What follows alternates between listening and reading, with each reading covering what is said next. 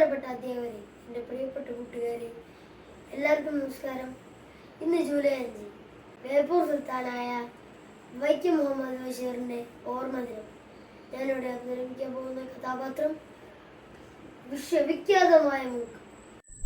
വിശ്വവിഖ്യാതമായ മൂക്ക്. 24 വയസ്സായ ഒരു സാധാരണക്കാരൻ.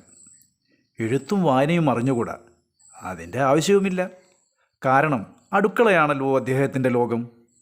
ഉണ്ണുക, സുഖമായെന്ന് പൊടിവലിക്കുക, ഉറങ്ങുക, വീണ്ടും ഉണരുക, കുശിനിപ്പണി തുടങ്ങുക. സുഖമായി അങ്ങനെ ജീവിക്കുമ്പോൾ തൻ്റെ 24-ാമത്തെ വയസ്സിൽ ആ അത്ഭുതം സംഭവിച്ചു. അദ്ദേഹത്തിൻ്റെ മൂക്ക് ദിവസം തോറും വളരാൻ തുടങ്ങി. പറയത്തക്ക യാതൊരു കുഴപ്പവുമില്ല. പക്ഷേ മൂക്ക് കാരണം പാവപ്പെട്ട ആ അരിവെപ്പുകാരനെ ജോലിയിൽ നിന്നും പിരിച്ചുവിട്ടു. അപ്പോഴേക്കും അയാളും മൂക്കും പ്രസിദ്ധി നേടിക്കഴിഞ്ഞിരുന്നു.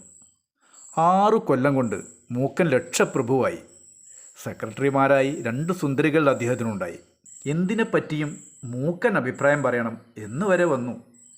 രാഷ്ട്രീയക്കാർ മൂക്കനെ തങ്ങളുടെ പക്ഷത്ത് കൂട്ടാൻ മത്സരിച്ചു. 2 സുന്ദരിമാരിൽ ഒരു സെക്രട്ടറിയെ കൊണ്ട് റബ്ബർ മൂക്കാണ് എന്നുവരെ രാഷ്ട്രീയക്കാർ പറയിച്ചു. അങ്ങനെ കാര്യം ചർച്ചയായി. പ്രധാനമന്ത്രിയുടെയും പ്രസിഡൻറ്റിൻ്റെയും ജനങ്ങളുടെയും സാന്നിധ്യത്തിൽ ഡോക്ടർ മൂക്കൻ്റെ മൂക്ക് പരിശോധിച്ചു.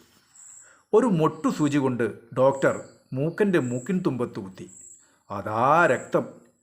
ഇത് റബ്ബറല്ല, ഒറിജിനൽ മൂക്ക് എന്ന് ഡോക്ടർ വിധി എഴുതി. അങ്ങനെ രാഷ്ട്രപതി മൂക്കനെ മൂക്കശ്രീ എന്ന തകർപ്പൻ ബഹുമതിയോടെ പാർലമെൻറ്റിലേക്ക് നോമിനേറ്റ് ചെയ്തു.